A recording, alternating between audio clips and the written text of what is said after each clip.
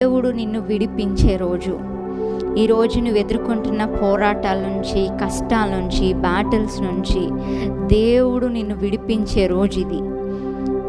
ఎవరికి విడుదల కావాలి? ఇప్పుడు చూడండి, ఎవరినైనా ఒక చైన్తో బంధించేశారు, కాళ్ళకి చేతులకి సంకెళ్ళు కట్టేశారు అనుకోండి, వారికి విడుదల కావాలి కదా. ఎవరికి విడుదల కావాలి అంటే బంధించబడిన వారికి విడుదల కావాలి. ఈరోజు బంధించబడడం అంటే ఏంటి అంటే, బంధించబడడం అంటే సింపుల్గా గుర్తుపెట్టుకోండి, బయటికి రాలేకపోవడం.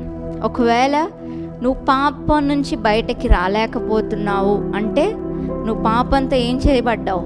బంధించబడ్డావు. చెడు తలంపుల నుంచి నేను బయటకి రాలేకపోతున్నాను అంటే చెడు తలంపులతో బంధించబడ్డావు. రోగం నుంచి నేను బయటకి రాలేకపోతున్నాను అంటే రోగంతో